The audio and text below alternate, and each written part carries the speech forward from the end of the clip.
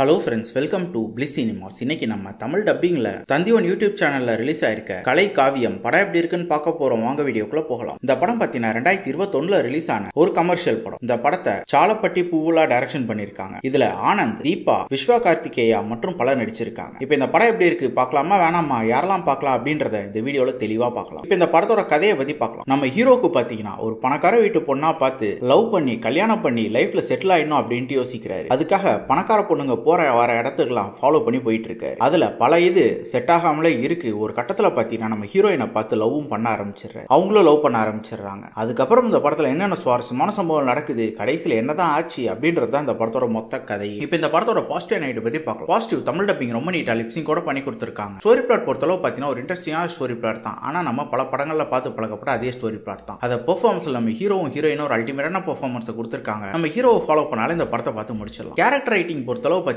யார் கேரக்டருமே பெருசா எழுதல, யாருமே நமக்கு மனசுல நிக்கவே இல்லை, யாரையுமே நம்ம ஃபாலோ பண்ணவும் முடியல. படத்துல வர காமெடி போர்ஷன்ஸ்லாம் ரொம்ப கிரிஞ்சாவே இருக்கு. அதே மாதிரி ஆக்ஷன் சீக்வன்ஸ்லாம் ரொம்ப சுமாராவே இருக்குன்னு சொல்லலாம். லவ் போர்ஷன்ஸும் பெருசா ஒர்க் அவுட் ஆகல படத்துல. டெக்னிக்கல் ஆஸ்பெக்ட்ஸ்ல சினிமாட்டோகிராஃபி நல்லாவே பண்ணி கொடுத்திருக்காங்க. சவுண்ட் எஃபெக்ட்ஸ் நல்லா இருக்கு, பிஜிஎம்லாம் பரவாயில்லாம இருக்கு. ஸ்கிரீன் பிளேஸ் பார்க்கும்போது படம் ஆரம்பத்துல இந்த எண்டு வரைக்கும் சுத்தமா சுவாரஸ்யமே இல்லாம இது எடுத்து வச்சிருக்காங்க. புதுசா எந்த சீனுமே இல்ல, எல்லாமே பிரெடிக்டபிளாவும் லாகிங்காவும் தான் இருக்கு. ஓவராலா பாத்தீங்கன்னா ஒரு பிளேவரேஜான படம் தான். வேணும்னா ட்ரை பண்ணி பாருங்க. இன்னொரு வீடியோல சந்திக்கலாம். தேங்க்யூ.